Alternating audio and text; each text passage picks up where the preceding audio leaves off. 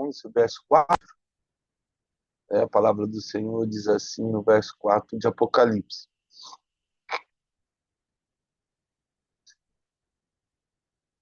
Olha lá, o verso 4, são essas duas oliveiras, nós estávamos falando, os dois candeeiros, que se acham em pé diante do Senhor da terra.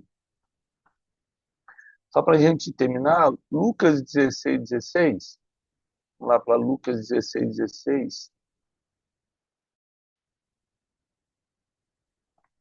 Lucas 16, 16. Aliás, desculpa, nós já estamos no verso 7. Você volta lá, Gustavo, por favor, Apocalipse 11, 7. Isso. Vamos lá. Ó. Isso a gente falou já da oliveira. Quando tiverem, então, concluído o testemunho que devem dar à besta que surge do abismo, lá junto, quando solta os espíritos demoníacos lá, pelejará contra as duas testemunhas e as vencerá e as matará, que é quando Satanás tem a chave do abismo ali e solta os companheiros dele lá. E aí vamos lá para Deuteronômio 33, 25. Deuteronômio, capítulo 33, verso 25. E a gente vai falar um pouquinho da besta aí. Deuteronômio 33, verso 25. Ó, sejam de ferro e de bronze os teus ferrolhos, e como os teus dias durará a tua paz.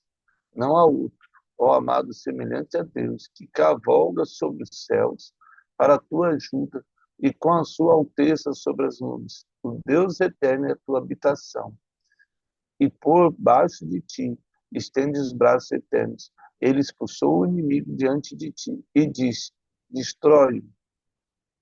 E aí vai falar sobre Israel. Pois Israel habitará seguro, tudo, né? É um salmo aí dentro de Deuteronômio e falamos sobre o caminhar com Deus e a proteção de Jesus com esse caminhar. Voltando um pouco sobre a besta, Apocalipse 13, 1, a gente depois fala mais sobre ela, né, que depois vi emergir do mar uma besta que tinha 10 chifres e 7 cabeças, e sobre os chifres 10 diademas, e sobre as cabeças nomes e blasfêmias. Quem surge do mar é um gentil, né? E aí, como Daniel, nós vimos aí, quando a gente chegar em Apocalipse 13, aí a gente fala mais sobre o anticristo aí, as características dele, a gente já citou umas vezes aí. Segundo Tessalonicenses 2:3, vamos lá para segundo Tessalonicenses 2:3. Segundo Tessalonicenses, capítulo 2, o verso 3. Ninguém de nenhum modo vos engane, porque isso não acontecerá sem que primeiro venha a apostasia, ou seja, o mundo vai negar a presença de Deus, mesmo dentro das igrejas, e seja revelado o homem da iniquidade, o filho da perdição. Essa questão do meio evangélico aí, meia política. Isso não é novo. A famosa idade das trevas, quando a igreja vendia a igreja da Idade Média vendia indulgências e tudo. Aquela época era uma época, né, de guerras também, tudo. E aí eu tenho a reforma, né, em cima disso aí, Martinho Lutero, John Hus, João Calvino, entre outros aí, precursores. Mas a gente vê que hoje, infelizmente, as igrejas também caminham nesse alinhamento político aí e na ganância aí, infelizmente a gente vê muitos envolvidos aí. Paulo fala, né, sobre Jambres, que tendo amado o presente século, né, abandonou, né, as coisas do mundo. Apocalipse 2, 12, 3, voltando lá, aliás, indo para frente, Apocalipse capítulo 12, verso 3 também, Depois a gente vai falar sobre ele. Apocalipse 12, verso 3. Né? O verso 3. Viu-se também outro sinal do céu, eis um dragão grande, vermelho, com 7 cabeças, 10 chifres, e nas cabeças 7 diademas. O mesmo dragão aí se aposta, né, do anticristo, depois a gente vai ver isso, incorpora, né, e aí a gente tem de muitas coisas, né, essa questão da alimentação, essa questão do transgênico, a mudança que o homem nem percebe, né, a gente sabe disso aí, mas tudo que o trigo já foi modificado já centenas de vezes, né? O que a gente come hoje está bem distante do que foi o trigo original. Então nós temos essa questão desse alimento que vai mudando geneticamente o ser humano. É como se nós tivéssemos é, genética distorcida. E aí é um fato. Hoje a gente vê que essas religiões africanas têm crescido muito no Brasil e no mundo, né? Não só essas religiões africanas, mas também essa questão do Ica, feitiçaria, satanismo. Parece que é algo que atrai a juventude. Isso é muito ruim e elas têm crescido muito no Brasil e no mundo, né? Porque nós cristãos às vezes não estamos fazendo nosso papel, né? E eles buscam. Fazia tempo que eu não via tanta gente assim. Às vezes converso com um com o outro, eles falam que, né, muito é espírita, banda, e, entre outras aí. Parece que o evangelho, né, nós nos tornamos muito. Deus nos ajude aí, né? A apostasia, ela traz esse esfriamento, né? A palavra de Deus, Paulo vai falar isso em 1 Coríntios 3, né? Quando a ciência se multiplicar, o amor vai se esfriar, né? A fé vai caminhando para esse lado aí, né?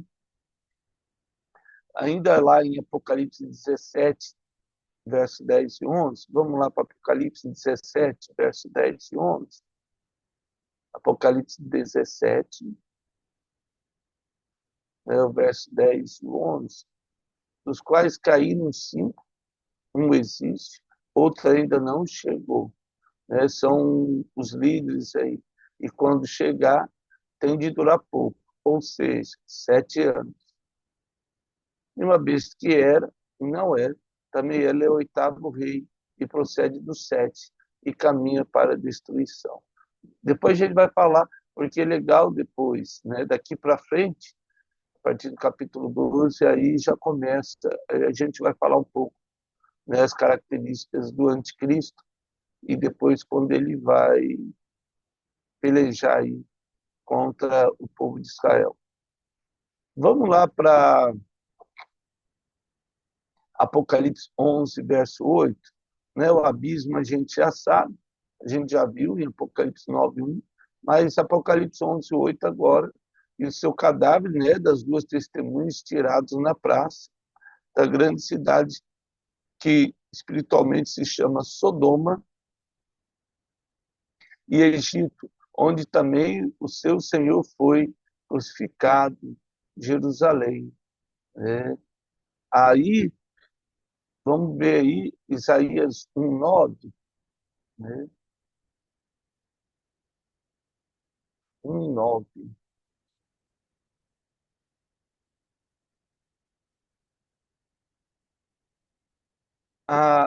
Só se o Senhor dos Exércitos não nos tivesse deixado alguns sobreviventes, já não nos teríamos tornado como Sodoma e semelhante a Gomorra.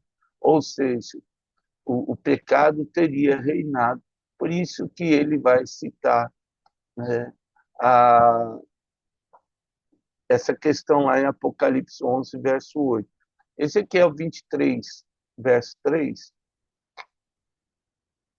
Então, Ezequiel 23, verso 3. Deus tem uma misericórdia até com o Egito, né? Ele manda José para o Egito, Jesus foi para o Egito, né? Neco, o faraó, ele vem e acaba, né, orientado por Deus e mata Uzias, né? Estas, Ezequias, essas se prostituíram no Egito, prostituíram-se na sua mocidade, ali foram apertados seus peitos e apalpados seios da sua virgindade, os seus nomes eram Oalá, né, a mais velha, e Olibá, sua irmã, ou seja, falando de Jerusalém, de Judá e Israel, né? E foram minhas, e tiveram filhos e filhas. E quanto ao seu nome, Samaria, né, que é Olá, e Jerusalém, ou Olibá, né? Falando aí sobre as duas capitais de Israel e a capital de Judá, quando foram divididas.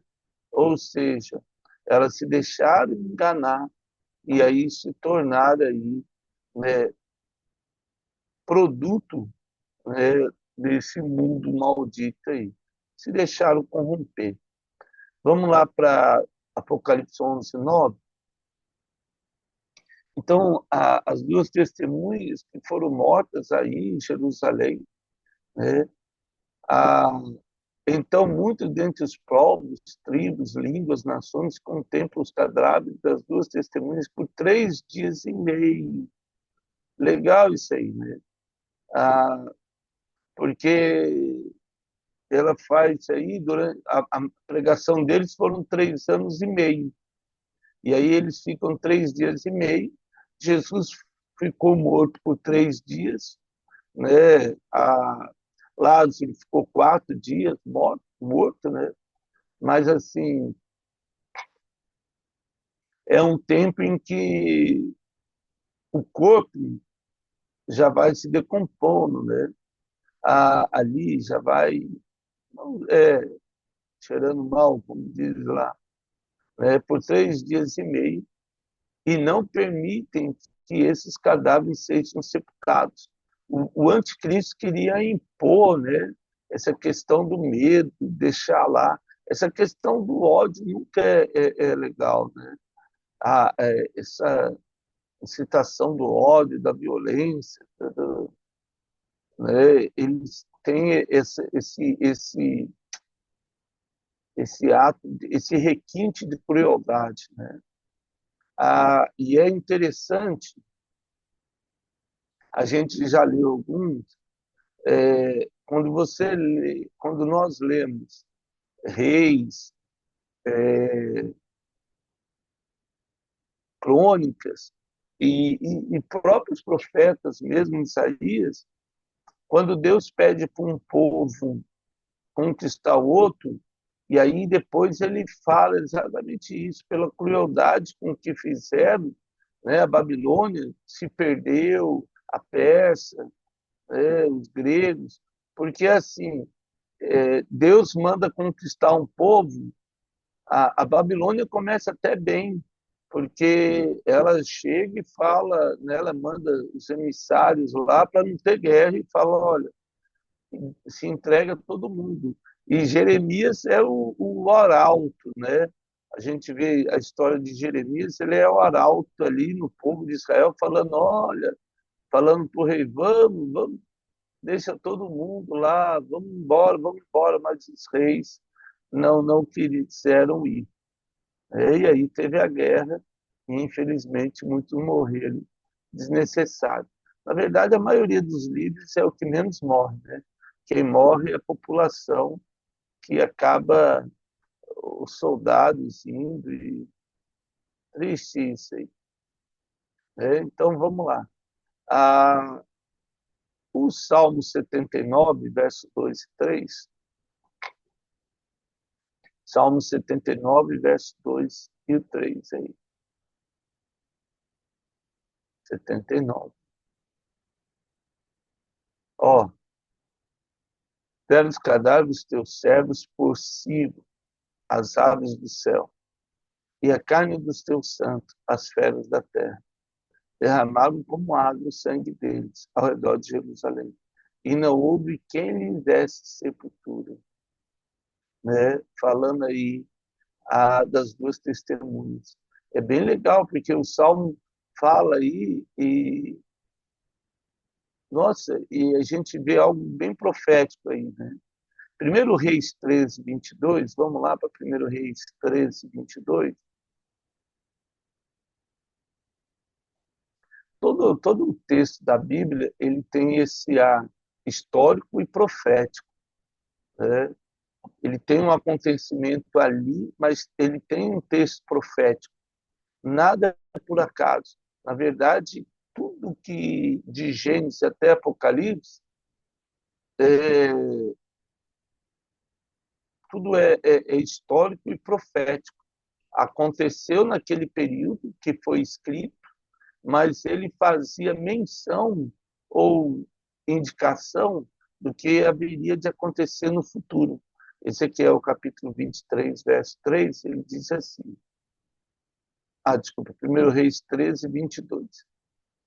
Antes voltasse e comeste pão, e bebeste água no lugar de que disseram, não comerás pão nem beberás água. O teu cadáver não entrará no sepulcro dos teus pais. E depois de o profeta, a quem fizer voltar, haver comido pão e bebido água, albardou para ele um jumento. Né? E foi-se, pois, um leão encontrou um caminho lá quando Roboão e Jeroboão tiveram, né, o cisma lá, dividiu Israel e o matou. E o cadáver estava, aí ele continua, estava tirado no caminho, e um jumento e o leão parados junto ao cadáver aí. Então, Deus tinha dado uma ordem, o profeta ali não ouviu, e por isso ele acabou sendo morto por um leão, né? Mostrando exatamente isso, né? O juízo de Deus ali. No caso das duas testemunhas, fazem parte a morte para que eles possam ser ressuscitados. Vamos lá para Apocalipse 11, verso 10. Continuando aí, Apocalipse 11, verso 10. Ainda falando das duas, os que habitam sobre a terra se alegraram por causa deles. Realizaram festas e enviarão presentes uns aos outros, porquanto esses dois profetas atormentaram os que moram sobre a terra. Gente, é assim, né? O pessoal ficou feliz. Lógico que não todo mundo, mas a grande maioria ficou feliz porque ninguém quer que alguém fale que o juízo está próximo. Herodes e Herodias, quando João Batista era uma pedra de tropeço para Herodes, para Herodias, a ponto dele mandar decapitar João Batista. Jesus foi uma pedra de tropeço para os fariseus, saduceus, herodianos e para muitos judeus, ao ponto dos judeus crucificarem, assim como João, os apóstolos, os profetas. Né? Isaías foi cerrado ao meio, entre outros profetas. Elias era perseguido por Acabe assim ferozmente, assim, porque, né, não era agradável. Moisés foi uma pedra de tropeço na vida do faraó, né? José é uma pedra de tropeço na vida dos irmãos dele. A verdade é essa, né? Assim, aquele que anda no caminho do Senhor, e ele acaba incomodando, né? Aí a gente tem homens como Martin Luther King, né? A John Wesley e aí o próprio Billy Graham, né? Finney, a gente vai ter aí homens que incomodavam por causa do evangelho. Hoje a gente celebra, né, como cristão, mas na época eles não eram muito bem aceitos, não.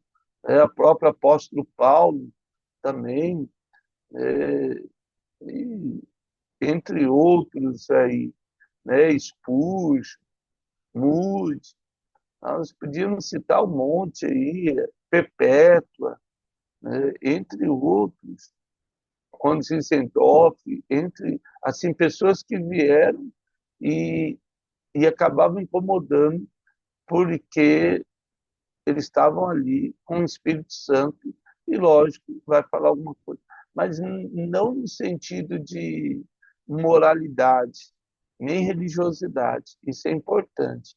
Eles não estavam pregando ali moralidade, estavam pregando a presença de Jesus. É isso.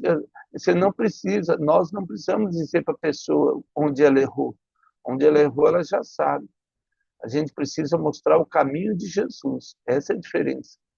Porque o que as pessoas, infelizmente, e às vezes a gente pode até cair no erro de fazer, é mostrar o pecado dos outros. O pecado não faz diferença na vida das pessoas. Se a gente olhar para Jesus, Jesus não apontava o pecado de ninguém, nem o texto vai falar.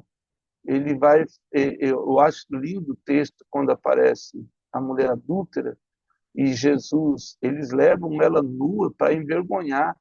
A religiosidade, a moralidade junto ali.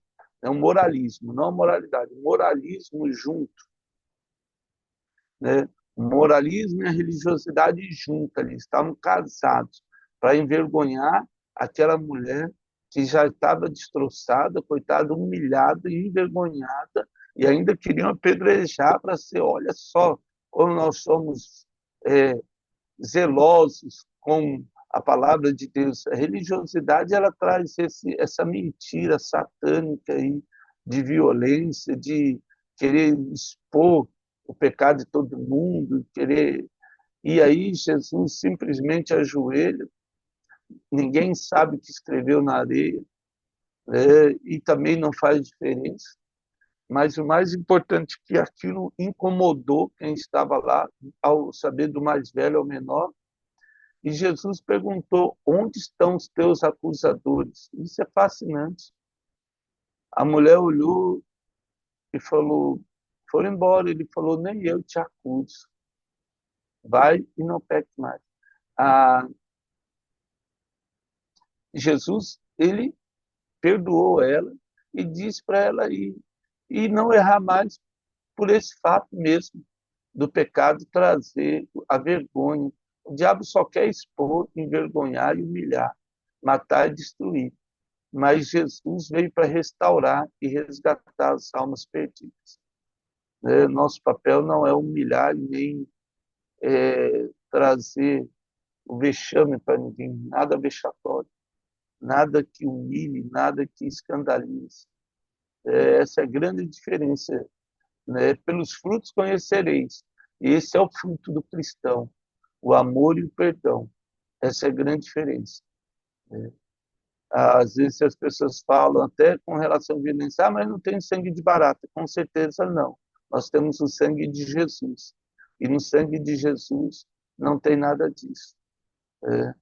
Às vezes as pessoas também falam assim, tem que orar e agir. Na verdade, o agir do cristão é o joelho no chão. Quando a gente ora, as coisas acontecem. E a gente citou aqui, Elias orou, parou de chover, orou de novo, choveu. Eliseu, né, mandou abrir os olhos do céu e tinha um exército. Elias orou e desceu fogo do céu ali. Eliseu orou, veio uma ursa e matou. Então, Moisés não fez nada, o povo de Israel não fez nada, só orou, né, e caminhou. Né? Mas a gente tem que pegar e falar, não, a gente tem que fazer alguma coisa. Aí não é graça. Aí a graça é algo importante. E a gente tem que tomar cuidado para não voltar para a lei. Continuando aí, rapidinho, né? a,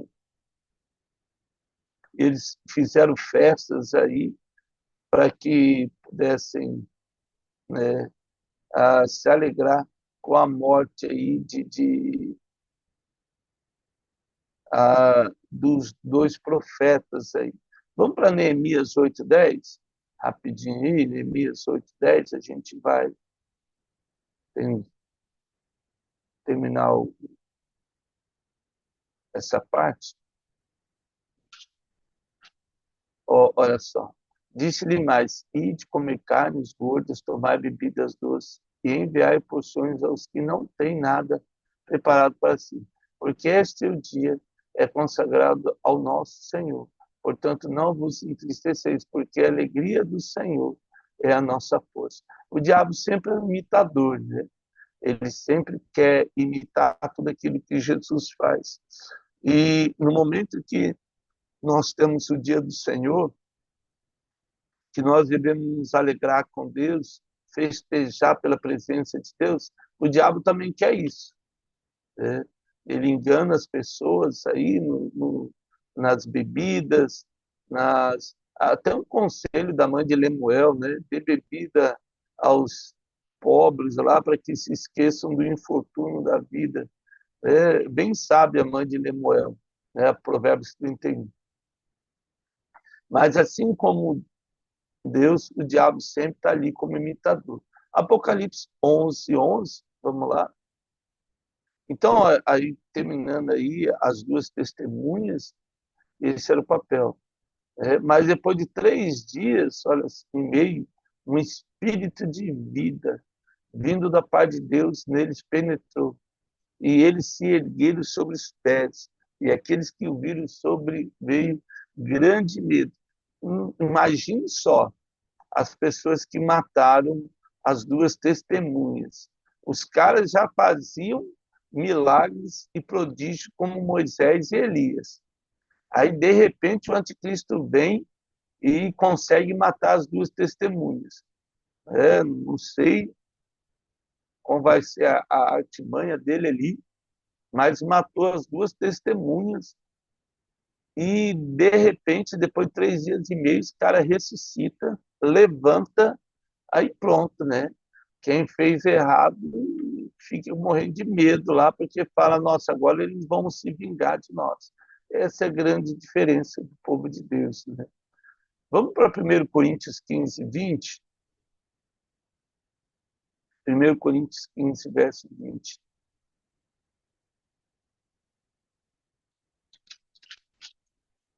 1 Coríntios 15:20.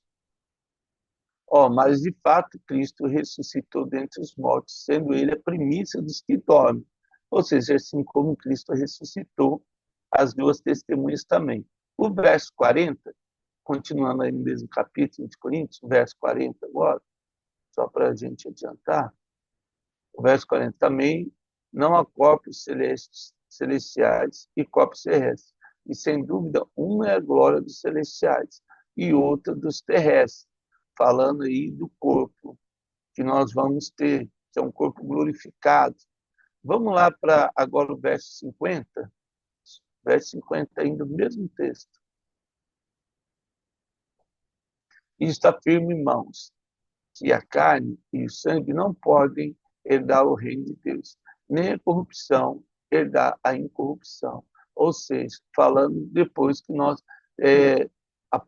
esse texto de 1 Coríntios, capítulo 15, aí, ele vai falar sobre o arrebatamento e nós temos o corpo transformado. Então Deus soprou ali um sopro de vida e ressuscitou. Gênesis 2:7, vamos lá para Gênesis 2:7, tem vários textos que vai falar sobre a ressurreição. Eliseu subiu em cima do corpo do menino que tinha morrido e a respiração de Eliseu, né, o sopro ali, deu vida ao menino, filho do casal que cuidava dele. Gênesis capítulo 2, verso 7. Então formou o Senhor Deus, o homem do pó da terra, e soprou as narinas o fôlego de vida. Deus deu isso aí. Ezequiel 37 vai falar do vale dos ossos secos. Mas vamos para João 5:25, o último texto, assim. Tinha outros aqui, mas vamos lá para João 5, verso 25. Só para terminar. em verdade vos digo que vem a hora, já chegou em que os mortos ouvirão a voz do Filho de Deus. E os que ouvirem viverão. Está falando de nós. Nós estávamos mortos nos nossos delitos e pecados e ouvimos a voz de Deus. E essa voz nos atraiu, porque assim como o Pai tem vida em si mesmo, também concedeu ao Filho ter vida em si mesmo. Por mérito de Jesus, nós somos salvos. Amém? Ó Pai, eu quero agradecer, Jesus, por estarmos juntos nesse dia. Que o Senhor continue a soprar em nossas vidas o fôlego da vida, ó Pai, para podermos viver tudo aquilo que o Senhor tem para nós nesse dia e no porvir. Que a Tua presença nos encha, Deus, e nós possamos nos alegrar com o Evangelho de Jesus. E que as vidas ouçam o Teu chamado, ó Pai. Ensina-nos a testemunhar da Tua presença. É que eu imploro em nome de Jesus. Amém. Amados, que Deus nos abençoe nesse dia.